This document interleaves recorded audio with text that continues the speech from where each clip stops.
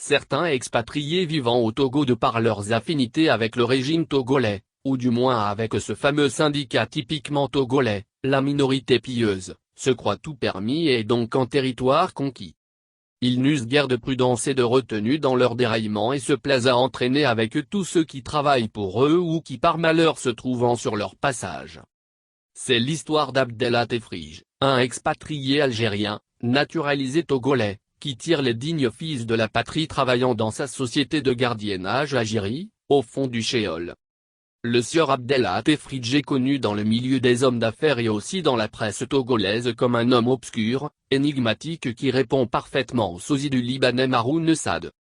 Ses relations incestueuses supposées avec un certain Kpatchag Nassimbe, Abeyome Kodzo et certains DG mafieux de la République, que nous connaissons sous l'appellation de la minorité pieuse et aussi avec ce titre ronflant de conseiller à la présidence du Niger, sous le président Mamadou Issifou, et de chargé de mission du président Forgue Nassimbe, lui donne des ailes pour escroquer et brimer les droits des Togolais se trouvant sous sa responsabilité au sein d'Ajiri, sa compagnie de gardiennage dont la réputation est bien discutable.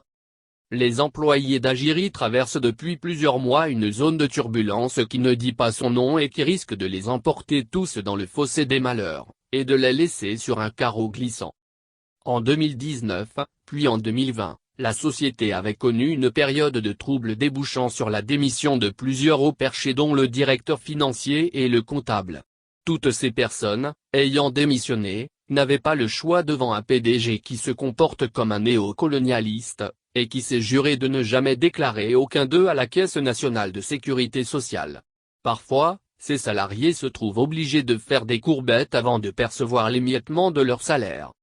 En 2021, l'aventure continue son bonhomme de chemin et de plus belle.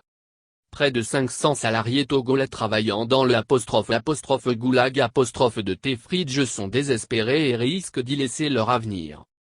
Ça fait plus de 4 mois que les salariés d'Ajiri vivent sans aucune rémunération. Pourtant, mais les clients payent normalement leurs factures et l'argent est réservé à la réalisation des grands chantiers du PDG et à la vie luxueuse de sa famille, explique un des employés de la société dont nous préférons garder l'anonymat. Mauvaise gestion. Le PDG d'Ajiri se présente comme un homme très sûr de lui-même et qui croit avoir une vision de sa société dépassant les autres. Sachant pertinemment ce qu'il fait pour brimer ses employés, il nomme un maçon à la direction financière afin d'avoir la main mise sur les décaissements, indique un autre salarié interrogé dans la dite structure.